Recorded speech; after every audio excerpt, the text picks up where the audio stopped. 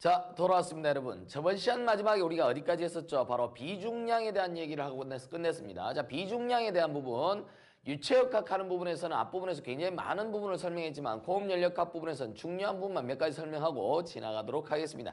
자, 저번 시간에 했던 부분 이어서 계속해서 한번 선생님 설명을 해보도록 할게요. 자, 저번 시간에 무슨 얘기를 했었냐면 쌤이 바로 비중량이라고 하는 걸 얘기했는데 우리 앞에서 우리가 비상태량 얘기했었죠. 그래서 비상태량이라고 하는 것은 질량으로 그 상태량을 나눠주는 거라고 했습니다. 자, 그 결과는 우리가 강도성 상태량이 된다라는 말을 했었죠. 그래서 종량성 상태량을 어떻게 됩니까? 질량으로 나눠주는 걸 비상태량이라는데 이게 비상태량 자체가 하나의 강도성 상태량이 된다 그랬습니다. 거기서 우리가 비체적이라고 하는 녀석 자체를 한번 봤는데요. 자, 비체적. 자, 비체적이라고 하는 것은요, 조그만하게 V라고 쓴다. 그쵸? 근데 우리가 문자 자체가 너무 이렇게 중복되는 게 많다 보니 좀 헷갈릴 수 있겠지만, V라고 씁니다. 자, 비체적은 N분의 얼마 됩니까? 라지 V가 되겠죠. 그쵸? 자, 그래서 N분의 라지 B라고 쓰고, 요거는 이제 부피분의 질량이 역수가 되니까 로분의 1이 된다. 그쵸? 자, 로분의 1이 된다. 그랬습니다. 자, 요거는 뭐죠? 질량비가 됩니다. 질량비. 질량비가 되는데, 여기서 우리가 하나 중요하게 봐야 될 것이 있었죠. 바로 감마라고 하는 거죠. 비중량이라고 합니다. 비중량. 자, 비중량이기 때문에 말 자체가 비중량이잖아. 그러니까 비중량이니까 중량에 대한 비예요. 이건 중량비입니다. 다시 말해서 최적비가 되는 것이지 바로 질량비가 되는 것은 아닙니다. 최적비입니다. 질량비가 아니에요. 자, 비중량이라고 하는 감마라고 하는 녀석 자체는 뭐였습니까? 비중량 최적비입니다. 중량 최적비가 돼서 얼마? V라고 하는 녀석분의 바로 중량이죠. W가 되는 겁니다. 자, 그렇죠. 그래서 요식 자체에서 선생님 뭐라고 했습니까? V라고 하는 녀석의 W라고 하는 것은 mg가 되었기 때문에 자, 외워둬야 될 내용이라 그랬습니다. 자, 여기서 우리가 V분의 mg라고 적혀있는 요 녀석 자체가 지금 뭡니까? 요거의 역수가 돼서 이게 뭐 ρg가 된다 그랬고 매우 중요한 공식이라고 했습니다. 무조건 외워놔야 될 거죠. 그렇죠? 그래서 감마라고 하는 것은 얼마? 로지라고 하는 걸로 쓸 수 있겠다라는 것이죠. 자, 감마 이꼴 로지라고 하는 감마로지 반드시 외워두도록 합시다. 자, 이렇게 됐고요. 이제 이게 비중량이라는 말을 쓴다라고 했습니다. 그래서 이걸 다른 말로 우리는 또 뭐라고 하냐면 중량성 밀도다라는 말을 씁니다. 자, 중량성 밀도다라는 말을 쓴다. 자, 일반적으로 여기에 나와 있는 내용들 중에서 이런 녀석 감마에 대한 부분은 우리가 몇 가지 어떤 액체에 대한 부분을 알아야 특히 물은 당연히 알고 있어야 되죠. 그래서 우리가 이 감마라고 하는 녀석 자체가 이렇게 만들어진 녀석이 있죠. 그래서 우리가 감마에다가 H2O라고 하는 녀석 워터가 되겠습니다. 라고 하는 녀석 자체는 어느 정도는 외워둬야 되겠습니다. 여기다가 이 1000이라고 하는 녀석에다가 킬로그램 포스에다가 퍼 미터 3승이 되겠죠. 부피분에. 자, 요렇게 됐기 때문에 킬로그램 포스라고 하는 걸 갖다 뭘로 바꿔준다면 바로 우리가 알고 있는 뭐 뉴턴으로 바꾼다면 어떻게 됩니까? 9810을 써줘야 되겠죠. 그래서 9810 뉴턴 퍼 미터 3승이다 라고 쓸 수 있겠다. 자, 이런 단위가 나와 있는데 여러분도 알다시피 요게 단위라고 하는 게 요게 요렇게 되는데 뉴턴 퍼 미터 3승이라고 하는 녀석을 우리 영미 단위에서는 파운드 퍼 얼마 피트의 3승 이렇게 쓸 수도 있겠죠. 그렇죠? 그래서 파운드 피트 그래서 3승인데 파운드라고 쌤 얘기했죠. 그는 애시당초 처음부터 무게로서 시작했다라는 것이고 처음부터 되게 중량 힘에 관련된 형태로 표현된다라는 것입니다. 뭐 요 정도는 잘 기억하면 되겠는데 여기서 우리가 주로 액체를 다루지 비중량은 공기는 주로 다루지 않습니다. 알았습니까? 자, 공기는 주로 다루지 않는다라고 하는 사실을 좀 기억해 놓도록 하고요. 자, 이제 우리가 이렇게 만들어진 녀석을 가지고 이제 비체적을 봤기 때문에 두 번째 상태랑 아주 중요한 건 뭡니까? 역시 압력입니다. 압력이라고 하는 것은 파워 이런 것이 아니고 뭐죠? 프레셔가 되는 거죠. 프레셔가 됩니다. 압력이 되는 거예요. 자, 이 압력이라고 하는 녀석 자체가 일단 나왔기 때문에 단위에 대한 부분도 많이 봐야겠지만 일반적으로 압력 제일 많이 쓰는 게 파스칼이죠. 근데 파스칼이라고 하는 것이 이게 지금 하고 있는 게 유체역학이랑 약간 중복되는 부분이 있지만 파스칼이라고 하는 녀석 자체가 워낙에 작기 때문에 작은 분량 때문에 어떻게 되냐면 우리는 킬로파스칼이라고 하는 걸로 써서 표현한다라는 겁니다. 자, 그래서 어느 정도만 기억해 주면 좋겠습니다. 그래서 파스칼로 쓰지만 우리가 너무 이게 어떻게 됐다고 작은 양이어서 킬로파스칼로 쓴다라고 하는 걸 기억하고 압력이라고 하는 녀석의 정체를 그림을 한번 그려본다고 친다면 어떤 이런 미소한 어떤 부분이 있다라고 쳤을 때 미소 부분이 있다라고 쳤을 때 여기에 어떤 부분에 점이 하나 있겠죠. 이 점이라는 부분이 하나 있는데 자 여기에 나와 있는 녀석조차 이게 미소가 어떤 영역이라고 봤을 때 요 부분 자체의 조그마한 미소 부분을 잡는 거죠. 이 안에 있는 면적을 뭐 DA라고 볼 텐데 실제 DA라고 생각하는 것 자체는 여기 있는 A라고 하는 녀석이 전부 다 극한으로 간 결과를 나타냅니다. 여기에 한 부분에 뭐가 있다라는 거죠. 요게 이렇게 해서 요렇게 해서 내려와서 아래쪽으로 딱 때렸을 때 여기 있는 녀석 자체가 지금 현재 요렇게 해서 누르고 있는 녀석이 요게 수직이라고 한번 해보겠습니다. 요렇게 해서 수직으로 나타났다라고 쳤을 때 우리는 여기를 F에 얼마냐면 N이라고 볼게요. 위에서 수직으로 누르고 있는 힘이 된다라고 보겠습니다. 자 그렇다면 이 힘이라고 누르는 것이 이렇게 만들어졌다라고 쳤을 때 이런 수직이 되는 거예요. 근데 여기서 만약에 어떤 이 방향으로 힘이 작용하고 있다라고 이렇게 한번 표현해보자라는 것입니다. 이게 우리가 이제 힘이라고 하는 게 이거는 이제 바깥으로 가니까 응력이라고 쓸 수 있겠지만 자 안쪽으로 들어가는 녀석으로 봤을 때요. 이렇게 기어 들어오는 녀석이 있겠죠. 그래서 우리가 이걸 뭐 델타라고 하는 말 썼을 때 D 그냥 F라고 써도 괜찮겠습니다. 이제 F라는 게 있다면 그게 수직적으로 내려가는 녀석으로 이렇게 표현할 수 있겠죠. 그러려면 당연히 이 녀석 자체를 여기다 이렇게 딱 뭡니까? 이렇게 수직으로 내려줘야 됩니다. 힘이라고 하는 것이 작용했을 때 이렇게 된다면 여기에 수직적인 부분은 이렇게 작용될 것이에요. 얘가 여기에다가 단위 어떤 면에다가 작용되어지는 수직에 대한 힘을 우리는 압력이라고 하고 우리는 뭐라고 합니까? P라고 하는 녀석 자체는 리미트에 얼마 된다? 델타 A라고 하는 면적이 매우 제로로 갈 때 한 점. 그래서 델타 A분의 얼마 되죠? 델타의 FN이다 라고 이렇게 써주면 되겠죠. 당연히 이것도 델타라고 쓰면 되겠습니다. 알겠습니까? 만약 여기에 델타라고 쓴다면 자 이렇게 표현해서 우리가 쓸 수가 있겠죠. 자 그랬을 때 우리가 여기에 나오는 것을 가만히 보면 델타 A가 제로로 간다면 아주 작아진다는 뜻이니까 뭘 뜻하는 겁니까? 한 점에서 우리는 판단하는 겁니다. 반드시 알아둬야 돼. 압력이라고 하는 것은 항상 어디서? 한 점에서 판단한다라고 하는 사실 잊지 말도록 하고요. 단위를 한번 볼까요? F는 뉴턴이니까 뉴턴에다가 퍼 얼마 되면 델타 A는 면적이니까 미터 제곱이 되겠죠. 그렇죠. 그래서 우리가 뉴턴 퍼 미터 제곱이라고 쓰여있는 이 녀석이 바로 뭐다? 파스칼이라고 하는 단위로 쓰여진다라고 하는 사실도 우리가 알아둘 필요가 있겠습니다. 자 그러면 뉴턴 퍼 미터 제곱이라고 써있는 것이고 역시 영미 단위계로 우리가 해석할 수도 있겠죠. 자 영미 단위기로 해석한다 그러면 당연히 뉴턴에 관련된 건 아예 중량 형태로 무게로 파운드라고 쓰고요. 퍼에다가 피트에다 얼마 제곱이라고 쓸 수도 있겠고 파운드에다 얼마 됩니까? 인치 제곱이라고 쓸 수도 있겠죠. 이렇게 쓸 수도 있고 이렇게 쓸 수도 있다 이 말이야. 자 이렇게 썼을 때 여기 있는 녀석 자체를 우리가 읽을 때 어떻게 되냐 파운드 퍼 피트 제곱이죠. 스퀘어 피트가 됩니다. 그래서 우리가 PS 얼마? F라는 말을 써요. P 이제 파운드 스퀘어 피트라고 하는 PSF라고 쓰고요. 여기는 녀석은 얼마입니까? 파운드 퍼 스퀘어 인치가 됩니다. PSI라고 쓰죠. 그래서 우리는 압력의 단위가 참 많은데 사실상 그거는 우리 유체에서 많이 보도록 하고요. 그냥 요 정도 급에 해당하는 녀석만 알면 되겠습니다. 그래서 PSF, PSI 이렇게 두 가지로 쓰기도 한다라고 하는 것이고 얘네끼리 왔다 갔다 하는 녀석 서로 어떤 단위에 대한 부분은 뒤로 가면서 조금 보도록 하고요. 무조건 어떻게 됩니까? 한 점에서 작용되어진다라는 게 키워드야. 우리가 선생님이 유체에서 자꾸 유체 얘기를 하는데 유체에서 설명한 부분인데 만약에 액체가 있다라고 쳤을 때 액체의 어떤 면을 따질 때 한 점을 본다면 우리가 예전에 유체를 본 사람은 알겠지만 선생님이 이렇게 해서 삼각형으로 잘랐어요. 삼각형으로 잘라가지고 자 여기 있는 부분을 자 이렇게 해서 미소 부피의 반을 딱 잘라 삼각형을 잘랐죠. 삼각형을 잘라가지고 그때 선생님이 설명을 했고 다 증명을 했습니다. 여기서는 그냥 아이디어만 얘기를 하도록 하겠습니다. 자 이렇게 됐을 때 자 안쪽으로 이렇게 들어오고요. 자 이렇게 들어가는 어떤 면이 하나 있겠죠. 원래는 이만큼의 어떤 유체 부분이 있는데 그 유체를 반을 뚝 자른 거예요. 그래서 그때 어떻게 설명했냐면 여기 있는 녀석 자체를 이렇게 해서 내려오는 바로 압력을 하나 받고요. 그 다음에 힘을 받고요. 자 그리고 이쪽 부분에서 어차피 수직으로 작용하는 녀석도 한번 봤었습니다. 이렇게요.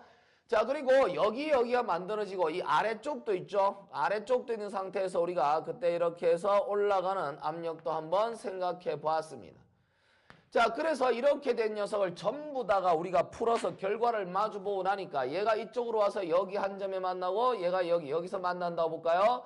자, 그러면 얘가 아주 이 큰 부피 자체를 무한하게 어떻게 쫙 잘라갖고 쫙 붙여갖고 아주 작게 만들면 요 녀석이 여기다 때리고 있는 요 녀석과 여기가 때리고 있는 요 녀석, 그리고 여기 때리는 녀석이 쫙 모여서 한 점에서 만날 수 있겠죠. 그래서 이렇게 해서 한 점에서 우리는 표현할 수 있습니다.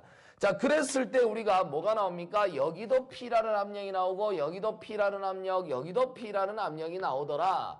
그 뜻은 한 점에서 작용되어지는 이 압력은 어떠한 방향을 주든 간에 방향과 관계없이 어떻다는 얘기야? 똑같다라는 결론을 얻었었어요. 자, 그래서 우리는 지금 그냥 외워버리도록 하겠습니다. 뭐냐면 한 점입니다. 한 점에서 작용하고 항상 그 단면에 뭐합니까? 수직으로 작용하죠. 이것이 압력의 특징입니다. 방향이 어떻게 됩니까? 무관하게, 방향에 무관하다, 독립하다 이 말이죠. 무관하게 어떻게 된다? 일정한 값을 갖게 되겠더라라는 것이죠. 방향에 무관하게 일정한 값을 갖습니다. 물론 if 쌤이 코가 좀 막혀서 미안합니다. if 방향에 무관하게 일정한데 만약에 어떤 경우에 이렇게 액체라고 하든지 아니면 기체라고 하는 녀석이 만약에 상대 운동을 한다라고 칩시다. 그 안에서 이게 액체 또는 기체가 이 안에 있는 이런 입자들이 이렇게 있는 것이 아니라 지네끼리 상대 운동을 한다고 볼게요. 만약에 우리가 이런 녀석이 상대 운동을 한다라고 친다면 이 상대 운동으로 해서 압력 변화가 약간은 있을 수 있겠죠. 그렇죠? 약간은 있을 수 있지만 이 상대 운동에 대한 부분이 있다 하더라도 어떻게 굉장히 어떻게 된다? 아주 뭐라고 하죠? 무시할 정도. 그렇죠? 아주 무시 가능하다라는 겁니다. 상대 운동이 있어서 압력 변화가 발생할 수 있다라는 거예요. 이걸로 인하여 압력에 대한 변화가 한 점에서 압력 변화가 발생할 가능성도 있다라는 거죠. 당연한 거 아니면 서로 상대 운동을 하니까 좀 다를 수도 있겠죠. 그러니까 한 점 바깥에서. 그러면 이런 결과가 있지만 상당히 어떻게 된다고? 이런 결과 자체에도 불구하고 어떻게 된다? 무시 가능하다라는 겁니다. 액체 말고 기체는 거의 다 무시 가능하고요. 액체일 경우는 어떻게 되냐면 무점성, 그러니까 점성 효과를 갖다가 무시할 수 있는 효과. 점성 효과가 그다지 크지 않는 형태를 얘기합니다. 점성 효과가 크면 당연히 그 점성 때문에 당연히 변화가 오겠죠. 자, 그래서 우리가 점성 효과라고 하는 녀석이 그다지 필요 없는 그런 액체 하에서는 어떻게 됩니까? 우리는 이런 것들을 주로 많이 다루기 때문에 이런 경우에서는 어떻게 됩니까? 결론은 이 상대 운동이 있다 하더라도 한 점에서의 압력 변화가 발생 가능하지만 거의 차이가 없다라고 생각하자라는 것입니다. 자, 이제 우리는 여기에 만들어진 녀석을 얘기하면서 지금 한 얘기가 뭐냐면 한 점에서의 동일한 것을 갖는다라는 얘기를 한 것이지 이게 한 점이 아니라 같은 점 사이에서도 동일하단 말을 하지는 않았습니다.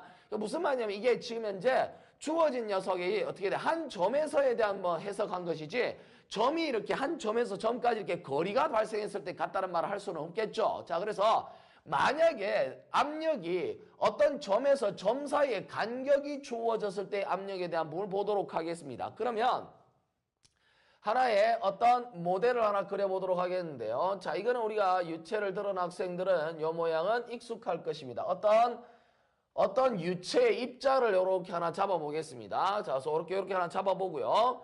요 간격을 높이에 대해서 왜 이런 말을 하냐면 여러분도 잘 알다시피 등산 같은 거 가서 우리가 산 위에서 밥을 한다든지 이럴 때 압력 변화 오는 거 알죠? 그래서 우리가 알다시피 이게 위치에 따른 변화가 발생해요. 어떻게? 고도, 베리에이션. 고도에 따라서는 어떻게 됩니까? 압력 변화가 발생한다라는 거죠. 그래서 압력 변화라고 하는 것이 고도에 의해서 발생하기 때문에 한 점에서 한 점 사이에 어떤 압력 변화는 존재한다고 볼 수 있겠습니다. 그러면 우리는 요 간격 자체를 뭐로 볼 것이냐면 DZ라고 볼게요. 높은 부분의 위치에 대한 고도입니다. 다 DZ라고 보고요. 그 다음에 기준점이 하나 있겠죠. 바닥에 기준점이 하나 있다고 볼게요. 자, 바닥에 기준점을 요렇게 하나 두겠습니다. 자, 이렇게 두고요. 여기서부터 여기까지 뭘로 할까요? 이걸로 할까요? 여기서부터 시작해가지고 여기까지 간격을 선생님이 Z라고 한번 두어볼게요. 여기를 우리가 Z라고 보겠습니다. 자, 높이 고도라고 볼게요. 여기 기준이 되는 점이에요. 여기는 우리가 압력 P라고 하는 녀석이 0이 되는 위치라고 보겠습니다. 압력 P도 0이 되고요. 그 다음 뭐냐면 높이 있는 Z도 얼마가 된다는 거죠? 0이 되는 위치라고 선생님이 볼게요. 자, 이게 DZ가 되고 이렇게 만들어졌습니다. 그렇다면 여기서 이제 뭘 볼 거냐면 당연히 여기 작용하는 녀석들이 이렇게 머물러 있다라면 당연히 힘의 합력은 0이다라고 하는 말을 쓸 수 있겠죠. 그래서 우린 당연히 이 자리에다 뭘 쓸 수 있다? 평형조건이라고 하는 것을 써서 풀 수가 있다라는 것입니다. 그죠? 이 평형조건이라고 하는 걸 써서 풀 수가 있는데 이 평형조건을 따라서 해보기 위해서는 당연히 힘에 대한 방향을 전부 다 우리가 표현해 줘야 되겠죠. 정력학. 그래서 표현한다고 친다면 여기서부터 한번 볼까요? 근데 여기는 중심적으로 아래쪽에 얘가 이렇게 해서 작용하는 뭐가 있습니까? 바로 체력, 자신의 무게가 이제 자중이 있겠죠. W. 이 W는 mg가 됩니다. 자, 그런데요. 이 mg라고 하는 녀석 자체를 보기 위해서 일단 우리가 보여지진 않지만 위쪽으로 요만큼 뭐가 있다고 보겠습니까? 바로 단면이 있겠죠. 실제로 이렇게 된 단면이 있을 거예요. 여기 있는 단면을 어떻게 된다? DA라고 볼게요. 단면을. 그럼 당연히 아래쪽에 있는 녀석 자체도 지금 우리가 표현되기를 DA라고 쓸 수 있겠죠. 자, 여기는 지금 현재 이렇게 놓은 거는 앞에서는 안 보이고 밑에서 보는 형태의 그 녀석을 보이지가 않으니까 정면에다 이렇게 표현합니다. 우리가 정력학 이런 거 많이 표현하죠. 자, 그래서 요거는 실제 눈에 보이는 게 아니고 아래쪽에서 보여지는 면을 옆에서 그냥 단지 표현한 것밖에 없습니다. 그래서 여기가 DA로 주어져 있는 상태가 돼요. MG인데요. MG는 여러분 MG에서 M이라고 하는 게 질량이잖아. 질량이라고 하는 게 뭐에 해당한다? 질량은 바로 우리가 부피분의 질량을 뭐로 봅니까? 로라고 보죠. 밀도. 밀도는 부피분의 질량이에요. 부피분의 질량이라고 쓸 수 있겠습니다. 그러면 mg라고 써 있으니까 mg는 어떻게 됩니까? m은 로 v가 되죠. 이건 많이 나옵니다. 로 v에다 얼마 되죠? g라고 쓸 수 있습니다. 그런데요. 로 v라고 하는데 로에다 얼마 돼? g를 쓰면 감마가 되겠고 이 v라고 하는 녀석은 지금 현재 원래 단면적 곱하기 높이를 해야 돼. 전부 다 뭡니까? 미소량을 잡았으니까 이것도 결론은 어떻게 됩니까? dv라고 써야 정상이 되겠죠. 그렇죠. dv면 얼마 됩니까? da 그 다음에 dz가 됩니다. 그래서 da에다가 dz라고 쓸 수 있겠죠. 자, 요렇게 해서 표현할 수 있겠습니다. 그런데 이제 da는 요런 사각형이 항상 일정해서 우리가 뭐 그냥 a라고 써도 관계는 없겠습니다. 그러면 일단 이 식 자체는 로지니까 감마에다가 DZ가 되고 DA가 되겠죠. 그래서 우리가 A는 항상 일정한 형태를 갖고 있으니까 여기 이런 형태잖아요. 그래서 A는 일정하니까 얼마 돼? DZ라고 쓸 수 있겠다. 이 W라고 하는 것은 감마 A에다가 DZ라고 썼다라고 하는 것 잘 기억하도록 하고요. 그래서 감마라고 하는 형태를 갖고 보면 쉽게 우리가 로지 A라고 하는 것을 쓸 수 있다는 거 알겠죠? 자, 그러면 이렇게 만들어진 녀석이 아래쪽으로 가는데 이제 힘의 평형을 따지려면 위쪽 방향, 아래쪽 방향에 대한 부호가 중요하니까 아래쪽에서 위쪽으로 가는 걸 양의 방향으로 선택해 보겠습니다. 그러면 자, Z가 저렇게 한다면 이쪽은 마이너스가 되겠고요. 자, 밑에서 위로 올라가는 게 뭐 있습니까? 고로 여기에서 아래쪽에서 위쪽으로 올라가는 뭐가 되죠? 이쪽부터 써볼까요? 여기에 뭐가 됩니까? 바로 힘이 존재하겠죠. 그러니까 힘이 존재하는데 이쪽으로 들어가는 압력을 내가 P라고 본다면 여기 나오는 녀석은 얼마 됩니까? PDA라고 하는 뭐가 있죠? PA라고 보면 되겠죠. PA라고 하는 뭐가 존재한다는 겁니까? 바로 뭐죠? 힘이 존재하는 겁니다. 자, PA가 되겠죠. 그 다음에 이제 우리가 이 PD에서 PA라고 쓰면 됩니다. 근데 여기 말고 어떻게 됩니까? 위쪽에 이만큼 간격이 떨어져 있으니까 얘가 이렇게 밀면 만약에 바닷속에 있거나 어디 있거나 얘를 밀면 상대적으로 작용을 이렇게 내려 누를 거 아니야. 그렇죠? 그래서 위쪽에서 내려 누르는 힘에 대한 부분을 생각해 줘야죠. 여기는 압력이 여기서 이만큼 변했어요. 압력이 변했기 때문에 우리는 뭐라고 써주면 됩니까? 그냥 P라고 쓰면 안 되고 압력이 변했기 때문에 얼마 돼? DP만큼 이렇게 변한 거잖아. 압력 변화가 온 거죠. 그렇죠? 그래서 DP라고 하는 녀석이 바로 압력이고 면적은 역시 DA인데 역시 A라고 쓰면 되겠고 자, 이렇게 써버린다고 한다면 우리가 여기서 이제 뭐를 쓸 수 있다? 평형식을 쓸 수 있겠죠. 위로 올라가는 녀석은 PDA, P죠. P에다가 얼마 A라고 쓸 수 있겠습니다. 다음 마이너스에다 얼마 되면 이쪽에다가 감마 A라고 하는 로지라고 쓸까요? 감마 로지, 로지에 얼마 A에다가 써주고 그 다음 DZ라고 써주면 되겠습니다. 자, 이렇게 되고요. 자, 그리고 얼마 됩니까? 역시 마이너스에다가 P 플러스에다 얼마 DP에다가 A라고 쓴 녀석이 0이 된다라고 쓸 수 있겠죠. 그러면 여기 PA 여기 PA 죽어버리고요. 마이너스 로지에다가 A에다가 DZ라고 하는 녀석 자체는 마이너스 얼마 됩니까? DP에다가 A라고 쓸 수가 있겠다. 자, 이것이 제로가 되니까 실제 여기 있는 A라고 하는 단면적은 동일하게 적용되므로 바로 양수이니까 죽여버리고 식 자체의 결과는 어떻게 된다고 해서 dp라고 하는 게 넘어가 버리면 얼마? 마이너스 로지에다가 얼마? dz라고 쓸 수 있겠네요. 자, 이렇게 보면 이 식 자체를 우리가 뭐를 할 수 있냐면 이 압력 P라고 하는 녀석이 최종적으로 Z로 나타나 있으니까 이 압력 P는 뭐야? Z에 관한 함수로 표현이 가능한 거죠. 이제 우리는 각자 변수가 분리되어 있기 때문에 뭐를 쓸 수 있다는 게 바로 적분을 시도하겠습니다. dp라고 하는 녀석 자체는 어떻게 됩니까? 인테그랄 dp가 되겠고요. 자, 마이너스에다 인테그랄 로지에다가 dz가 되겠어요. 자, 그러면 여기는 시작할 때 처음에 있는 바닥부터 시작해서 올라가야 되는 거니까 dz는 제로에서부터 어디까지? 어떤 z까지 간다고 보면 되겠죠. 그렇죠. 자, 그리고 이제 여기는 어떻게 됩니까? 처음에는 자 뭡니까? P를 갖다가 처음 시작한 부분을 0으로 봤습니다. 0에서 어떻게 됩니까? 어떤 P라고 하는 압력까지 가게 되겠죠. 자, 그러면 이렇게 주어진 녀석 자체를 적분하면 이게 P니까 고로 P는 어떻게 되죠? 마이너스에다 로지 빼버리고 이거 역시 어떻게 됩니까? Z라고 하는 형태로 쓸 수 있겠습니다. 자, 이 말 자체는 우리한테 뭐를 설명합니까? 실제로 따져본다면 이렇게 썼지만 원래 이걸 적분하면 이렇게 써야 정상이 되는 거잖아요. 압력의 변화입니다. 압력의 변화인데 이렇게 써서 이제 P를 넣었다 뿐이고 그러면 Z일 때를 따졌으니까 이게 뭐가 되죠? 압력이라고 하는 녀석 자체는 Z가 올라가면 올라갈수록 뭐가 돼 있죠? 마이너스가 돼 있다는 거. 점점 떨어진다. 원래 실제로 이게 뭡니까? dp가 되는 거는 여기다 봅시다. 여기서 보면은 압력의 변화율은 Z의 변화율에 대해서 어떻게 됩니까? 마이너스가 감소한다는 거죠. Z가 올라갈수록 압력이 감소하는 거예요. 당연하잖아. 우리가 위쪽으로 올라가면 올라갈수록 압력이 떨어지는 거 당연히 알죠. 그래서 우리가 상위에서 우리가 밥을 할 때는 압력이 떨어져 있으니까 돌 같은 걸 위에다 올려놓고 우리가 압력을 한단 말이야. 물론 전기밥솥 갖다 놓으면 그런 일이 없겠지만 자, 그래서 이런 결과를 보고 우리 뭐 압력이라고 하는 녀석 고도가 올라감에 따라서 점점 그 변화율은 감소한다라고 하는 형태를 알고 그걸 풀어서 이렇게 만들어서 공식을 썼는데 이제 우리는 위로 올라가는 걸 반대로 딱 잡았고 뭐로 해석해야 되냐면 자, 볼까요? 우리가 보통 물 같은 걸 많이 따지잖아요. 그래서 아래쪽으로 이렇게 잡았고 물을 이렇게 잡는다 그러면 물은 아래쪽 여기를 기준으로 봐서 아래쪽으로 내려갈수록 어떻게 됩니까? 이걸 높이 H라고 봅시다. 그러니까 이게 해수면에서 아래쪽으로 들어가는 수면의 깊이예요. 그러면 이게 결론은 마이너스 Z를 다 H라고 쓸 수 있죠. 그래서 우리는 뭐라고 쓴다? P 꼴 로지 H라고 하는 이런 값을 쓰죠. 굉장히 중요한 얘기입니다. 그렇죠? 그래서 우리가 유체역학에서는 P 꼴 로지 H 특히 로지가 감마니까 얼마 돼? P는 얼마 되죠? 감마 H라고 하는 아주 중요한 공식을 쓴다라는 거예요. 그래서 압력은 어떻게 됩니까? 높이에 관해서가 아니고 H 수면에 따라서 들어가면 들어갈수록 점점 압력은 커진다라고 하는 형태를 나타냅니다. 그래서 우리는 이 식 자체가 압력은 바로 지금과 같은 공식으로 표현할 수 있다라는 사실 잘 기억하고 이게 바로 뭡니까? 이 압력의 단위가 아까 파스칼이었죠. 이 파스칼이라고 하는 녀석을 뭐로 바꿔 쓸 수 있다는 거예요? 등가로 바꾸면 H 뭐가 됩니까?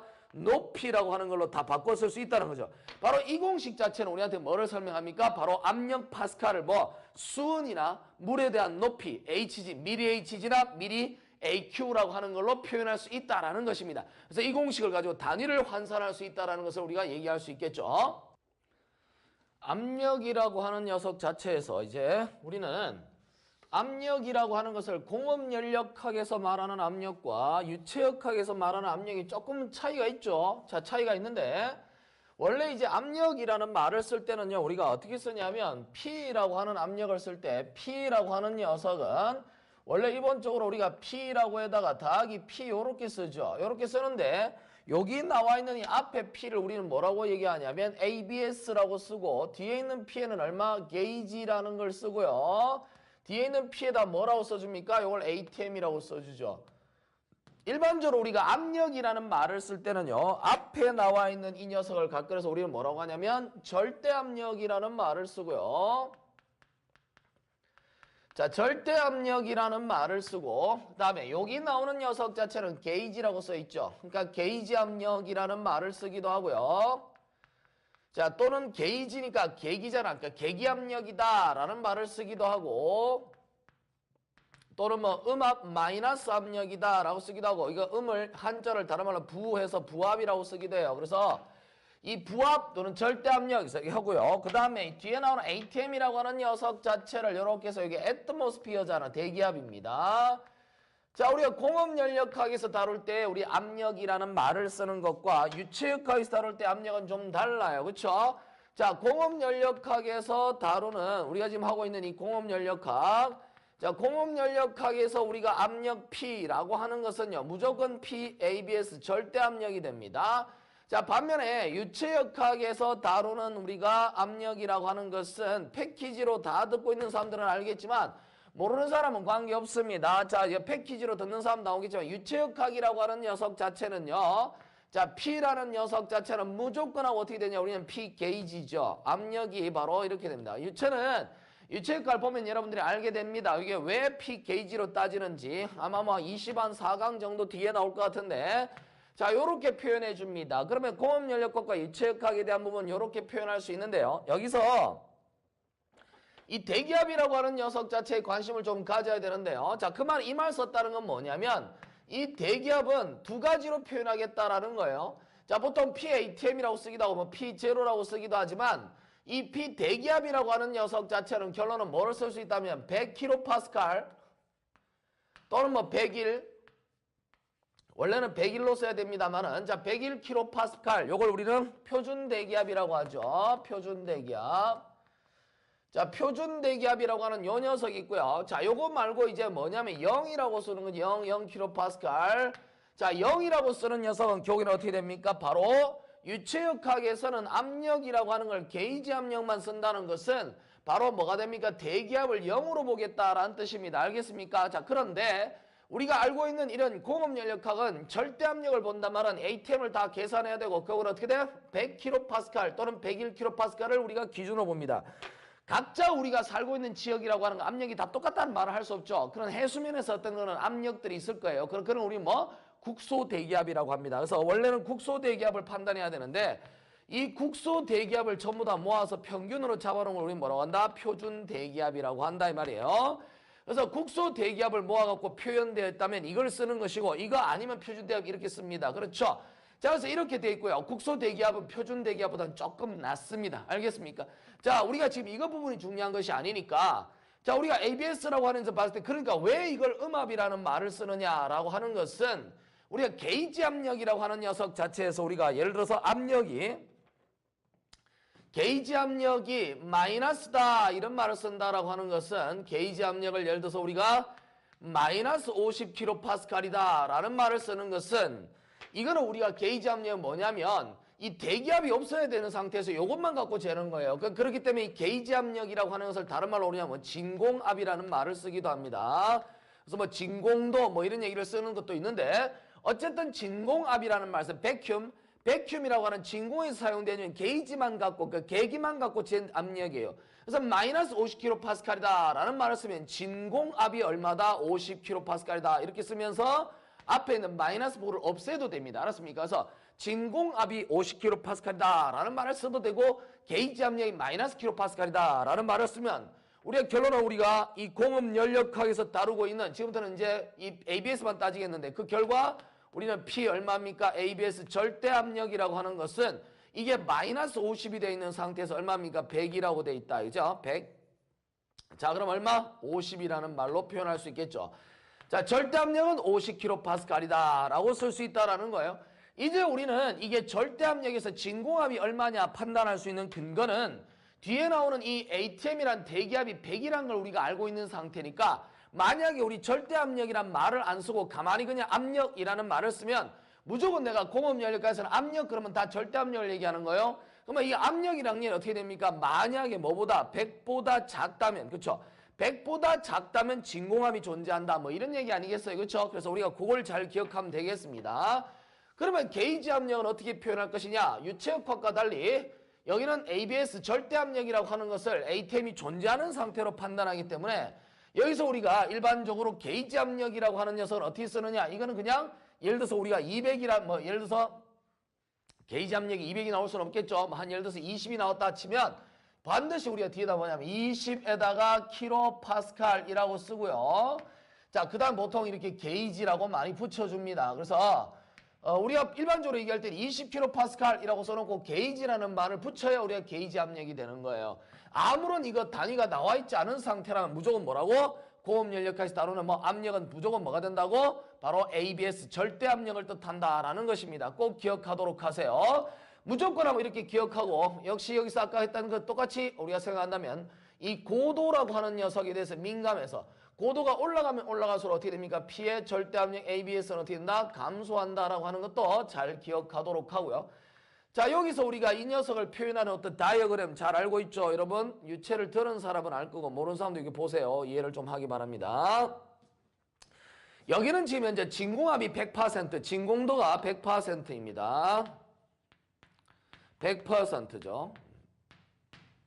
이거는 뭐냐? PABS가 얼마란 얘기죠? 0이 된다는 뜻입니다. 그래서 진공도가 100%는 음으로 이만큼 다 내려왔다는 얘기입니다. 자, 여기서요. 여기쯤에 우리가 뭐가 있다고 보냐면 이렇게 해서 표준 대기압이 이렇게 있다고 볼게요. PATM입니다. 표준 대기압의 형태가 이렇게 만들어져 있는 상태의 PATM이라고 보겠습니다. 그럼 PATM이니까 이 말 자체는 어떻게 됩니까? 여기까지가 PATM이라면은 P 게이지라고 하는 어떻게 됩니까? 바로 계기압력이 0이 되는 위치가 되겠죠. 자, 그래서 요렇게 하나 만들어 놨는데 예를 들어서 우리가 뭐를 볼 거냐면 요까지가 얼마입니까? ATM이에요. ATM인 상태에서 예를 들어서 여기에 어떤 점이 하나 있고 실제 여기에 어떤 점이 하나 있다고 볼게요. 두 개의 위치가 있다고 본다면 A라는 지점과 B라는 지점에서의 압력에 대한 형태를 표현을 한번 해보도록 합시다. 표현을 한다면요. 여기는 지금 현재 여기서부터 여기까지 이렇게 선을 그었을 때 여기서부터 여기까지가 뭐가 될까요? 요 녀석이 바로 아래쪽 대기압으로부터 아래쪽으로 쭉쭉쭉 떨어져 내려가는 부분이죠. 여기가 뭡니까? 바로 P의 얼마? 게이지가 됩니다. 게이지 압력이 되겠고요. 자, 그리고 여기서부터 여기까지 간격이 뭐에 해당합니까? 여기가 지금 P 게이지잖아요. 여기가 P 게이지예요. 요만큼이 아까 뭐라 했습니까? PATM이라고 그랬죠. 자, 그러면 이게 이렇게 되면 얘하고 얘를 더한 녀석이 뭐야? ABS라고 그랬으니까 요만큼이 뭐에 해당합니까? PABS가 되는 거죠. 아래쪽에서 작용된다라는 겁니다. 이해할 수 있는 부분이죠. 그렇죠? 자, 그렇다면 여기는 이제 뭐라고 해석할 수 있나요? 여기서 이만큼을 따질 때 여기가 지금 표준 대기압이잖아요. 여기가 표준 대기압이니까 여기는 어떻게 됩니까? 여기서부터 시작해갖고 여기까지 간격을 잡아줘야 되겠죠. 그렇죠? 그러면 여기 있는 녀석은 어떻게 됩니까? 게이지가 0인 상태예요. 여기가 게이지가 1로 갈수록 여기 게이지가 존재하는 거죠. 자, 그렇다면 여기는 얼마입니까? 바로 이까지가 그냥 PATM 되겠죠. PATM 되겠고 여기가 어떻게 됩니까? 게이지 압력이라고 하는 걸 쓸 수 있겠네요. 그러니까 여기는 아래쪽으로 떨어져 있는 음압이 발생하는 것이 아니라 진공압이 아니고 여기서 그냥 측정한 이만큼 나왔다는 뜻이니까 고로 이만큼이 뭐가 됩니까? P 게이지가 나와야 되겠죠. 게이지 압력이 항상 마이너스만 나오는 거 아니에요. 알았습니까? 게이지 압력은 제대로 더 높이 올라갈 수도 있는 거예요. 그래서 게이지 압력 중에서 음압에 대한 부분이 존재하는 부분이 있어 이렇게 쓰는 거고요. 이게 게이지 압력이 이렇게 만들어지고 그리고 여기서부터 이까지는 우리가 당연히 뭡니까? PATM이잖아. 그치? 자, 그렇게 되므로 이제 우리는 뭐를 볼 수 있다? 바로 여기서는 여기에서 라인에서부터 시작해가지고 이쪽 라인까지를 쭉 연결을 해버리고 나면 요만큼이 뭐에 해당한다는 거죠? P, 바로 ABS가 되는 거죠. 이쪽은 PABS가 더 위로 올라가 있는 상태고 여기는 아래쪽에 떨어져 있다는 형태는 그림만 갖고 우리가 다 판단할 수 있는 것입니다. 실제 우리가 접근하는 그렇게 어려운 얘기는 아니죠. 그래서 우리가 충분히 이해할 수 있을 거라고 생각해요. 압력에 대한 부분은 뭐 이 정도 되면 되는데 우리가 사실 압력에 대한 응용 파트가 좀 있죠. 그럼 여기는 뭐 사실상 공업 연료까지 다룰 일은 별로 없지만 응용하는 게 여러 가지가 있는데 그 중에서 대표적인 것 중에 하나가 뭐 시험에 일단 만져에 나올 수 있다면 마노메터, 그렇죠? 액주계라고 하는 거죠. 액주계. 자, 액주계라고 하는 것은 U자가 아니라 이런 건 튜브 갖다 놓고 압력차를 발생시켜서 압력을 재는 거예요. 자, 그러면 여기는 지금 액주계가 나오는 건 그 유체역까지 다룹니다. 그러면 시차 액주계 뭐 이런 거 많이 다루었었는데요. 여기서는 그냥 어떤 아이디어 형태인지만 보면 되죠. 이거는 이제 아르키메데스의 원리라고 하는 걸 이용해서 푸는 거죠. 그래서 응용 파트에서 우리가 대표적으로 볼 수 있는 것이 여기에 이렇게 파이프가 하나 있다 그러면 파이프가 하나 있습니다. 이렇게. 파이프가 이렇게 하나 있다라고 친다면 이 파이프에서 우리가 뭐 하죠? U자관을 하나 이렇게 딱 붙이잖아요. 그렇죠?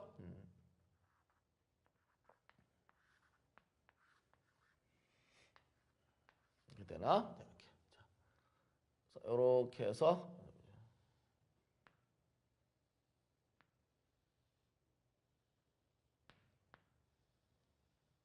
그죠?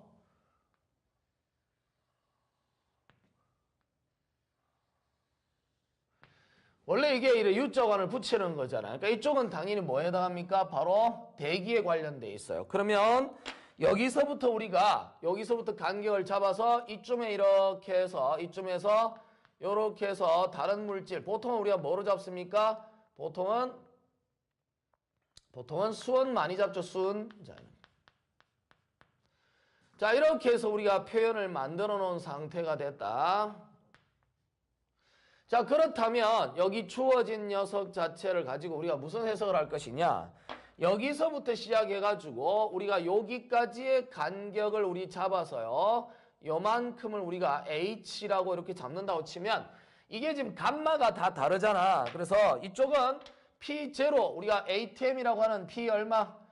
ATM 대기압은 유체역학에서 0으로 본다 그랬어요. 0으로 보는 상태고요. 그래서 이렇게 해서 수온이 따라 올라가 있는 상태겠죠. 자 그렇다면 여기를 판단할 때 이렇게 올라간 걸 보고 나서 우리가 뭐합니까? 마노메터 액주계를 가지고 압력을 잡는 거죠. 여기 이제 가운데 파이프 1에 대한 1분에 어떻게 돼? 압력이 있을 거라는 거죠. P1이 있을 것입니다. 자 그렇다면 우리가 이 P를 가지고 계산할 때는 올라가면서 올라갈 때 어떻게 했었죠? 요 라인에서부터 요 라인까지 동일한 아르키메데스의 원리에 의하면 여기와 여기를 똑같이 수직으로 딱 수평으로 연결한 요만큼은 지금 어떻게 됩니까? 높이가 같기 때문에 위에서 누르는 압력은 서로 어떻다는 얘기야? 동일한 압력밖에 없다라는 거죠. 밑에는 압력이 상쇄되니까 필요가 없고 여기서 이렇게 와서 이렇게 올라간다고 했을 때 우리가 앞에서 배운 뭐였습니까? 압력 P는 뭐였습니까? 감마 H였죠. 요것만 기억하면 되죠. 감마 H라고 할 때 이 H라고 하는 녀석은 올라가면 어떻게 돼? 마이너스가 되고 내려오면 뭐가 된다? 플러스가 되는 거죠. 자 그래서 여기는 이만큼에서 H만큼 떨어진 상태니까 플러스가 됩니다. 이게 P가 얼마? 감마에다 예를 들어서 이게 안에 이렇게 물이면 H2O에다 뭐 해주면 돼요? 라지 H만큼 해주면 되는데 똑같은 값이고 위로 들어 올려서 요만큼의 H만큼 나오겠죠. 그러면 여기 있는 녀석 자체는 어떻게 됩니까? 위로 올라가니까 감마에 얼마 돼? 수온이라고 써봅시다. HG 그쵸?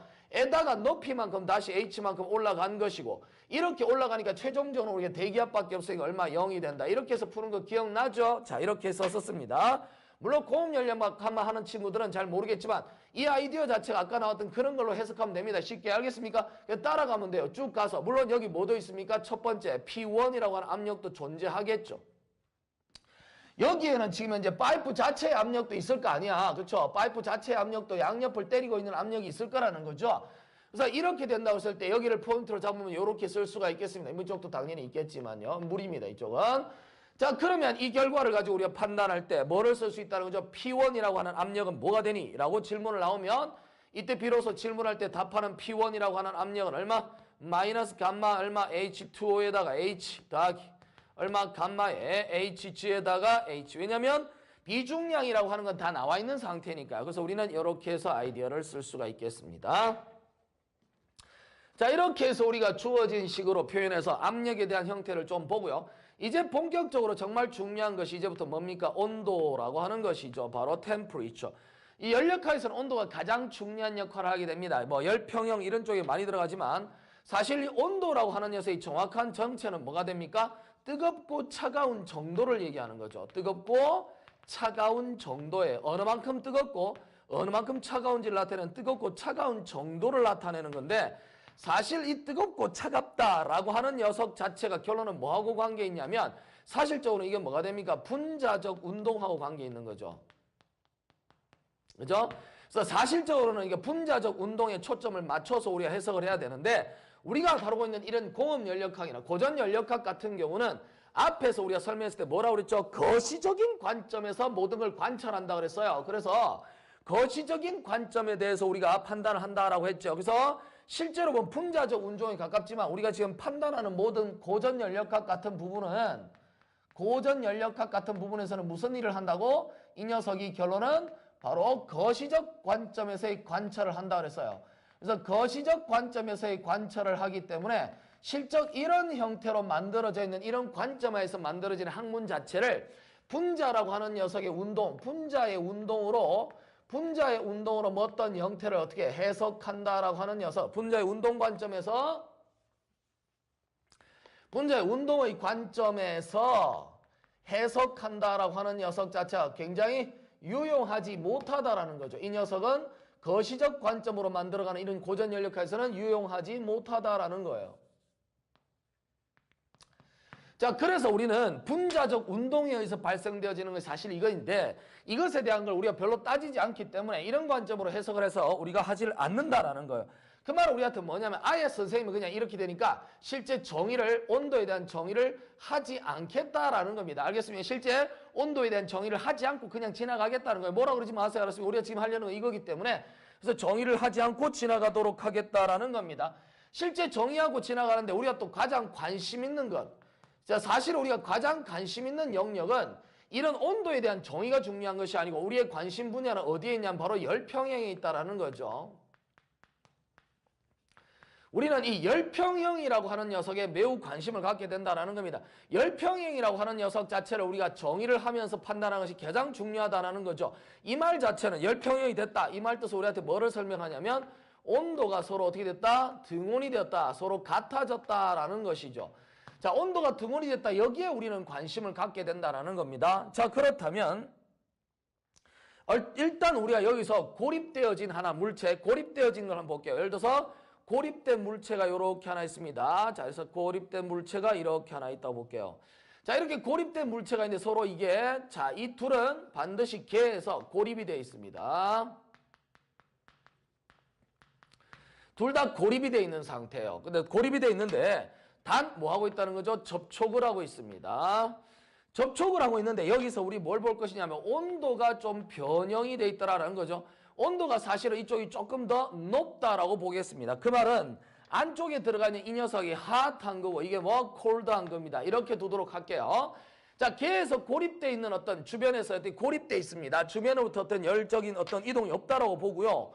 이 상황에서 이게 두 개 접촉이 돼 있다면 당연히 어떻게 됩니까? H에서부터 얼마? C까지 어떤 에너지가 이동하게 되겠죠. 또는 뭐 C에서도 H까지 이런 형태가 만들어요. 어떤 서로 상호작용이 있다 이 말이야. 자, 이렇게 해서 어느 쪽으로 간다 이런 얘기 생각하지 말고 지금은 상호작용이 존재합니다. 자, 이런 과정 자체가 존재하는데 이런 과정은 서로 왔다 갔다 하겠죠. 이런 과정 자체는 어떻게 됩니까? 이 두 물체가 이 두 물체가 가지고 있는 모든 특성들이 뭐가 됩니까? 멈출 때까지 계속해서 진행되겠죠. 그 특성이라고 하는 녀석이 정지할 때까지 이 특성 뭐 예를 들어서 우리가 뭐냐면 뭐 전기저항이라든지 뭐 이런 거 안에 나오는 모든 특성들이 서로 동일하게 만들어질 때까지 접촉되어서 어떻게 됩니까? 그게 완벽하게 멈출 때까지 같아질 때까지 되면 계속해서 진행되어집니다. 자, 그래서 이렇게 진행되어졌다라고 하는 사실을 가지고 나중에는 평형한 상태가 나오겠죠. 그래서 딱 멈춰져 있는 상태가 됩니다. 이게 뭐 등온이 되는 것이죠. 자, 등온이 되어졌다. 이런 형태가 굉장히 중요한 것이고요. 온도가 등온이 됐다라는 말 자체가 우리한테 설명하는 것이 뭐? 특성이 정지할 때까지 진행된다. 자, 정지 때까지 진행한다. 자, 이렇게 됐다는 것이 우리가 뭘 했다라는 것이고, 자, 열평형을 이루었다라는 얘기가 되는 거죠. 자, 온도가 같아졌다. 이런. 자, 그래서 우리가 이것을 우리는 이제부터 뭐라고 합니까? 열평형을 이루었다. 이게 바로 우리가 연력학 제0법칙이 되겠습니다. 자, 연력학 제0법칙이라고 하는 걸로 표현할 수 있겠죠. 자, 그래서 열평형을 이루어졌는데 그렇다면 이 온도라고 하는 개념을 가지고 풀기 위해서는 당연히 여기에 뭐가 있습니까? 크기라고 하는 것이 있겠죠. 이 크기라고 하는 녀석을 일단 판단해야 되는데 이 크기를 우리도 잘 다시 뭐로 표현합니까? 도라고 하는 걸로 표현하죠. 이 도라고 하는 녀석 자체로 크기를 판단하는데 이 도라고 하는 녀석은 어디서 잽니까? 두 지점이 매우 중요한 지점이 됩니다. 이 두 지점을 가지고 판단하는데 이 두 지점이 어떻게 됩니까? 어디죠? 바로 어는 점이라고 하는 녀석과 그 다음 얼마? 비등점, 끓는 점이라고 하는 요 두 점이 가장 중요한 점이 됩니다. 이 포인트에서 어떻게 됩니까? 우리는 도라고 하는 걸로 가지고 판단하는데 이게 기준점이죠. 어는 점이라고 하는 것은 101kPa 또는 100Pa, 101kPa 또는 100kPa이라고 하는 이런 압력하에서 어디서 얘기하는 거죠? 액체라고 하는 녀석과 고체, 만약에 물로 따진다면 얼음과 물 사이에 열평형이 이루어져 있는 상태예요. 그러니까 어는 점이라고 하는 것은 바로 이런 압력하에서 뭐와 뭐가 물과 얼음이라고 합시다. 물과 얼음이 서로 뭐가 됩니까? 바로 이런 열평형 상태를 이루고 있는 점이 됩니다. 물론 당연히 끓는 점은 당연히 뭐가 되겠죠? 똑같은 조건 하에서 끓는 점은 뭡니까? 물과 바로 뭐가 되죠? 공기가 되겠죠. 액체와 기체가 됩니다. 이 두 녀석이 뭐가 된다? 서로 열평형 상태를 이루고 있는 것이죠. 그래서 이 어는 점과 끓는 점을 기준해서 그 기준점을 가지고 우리는 등분을 하면서 만들어내는데 그러다 보니까 우리가 이렇게 되는 것과 이렇게 되는 걸로 나눌 수 있습니다. F라고 하는 것은 파렌하이트, 화씨라고 하고 도시, 셀시우스 또는 뭐 센티그레이드라고 하죠. 우리가 쓰는 섭씨라고 하는 겁니다. 자, 이 녀석과 이 녀석에 대한 부분을 우리가 이제 표현을 해줘야 되겠죠. 여기는 우리가 잘 다시 몇 등분했다는 거죠. 100등분했다라고 하는 것 자체를 우리가 잘 알고 있을 것이고 여기는 이제 뭐 180등분한 겁니다. 유체를 들었던 학생들은 하나의 공통적인 형태로 표현이 될 것입니다. 자, 이제 본격적으로 있는 얘기가 될 텐데요. 자, 이번 시간에는 우리가 온도까지 우리가 전체에 대한 아이디어를 한번 봤는데요. 다음 시간 넘어가서 온도의 뒷부분을 얘기하면서 에너지에 대한 부분까지 넘어가면서 이제 최후적으로 이제 기본적인 개념은 끝을 내도록 하겠습니다.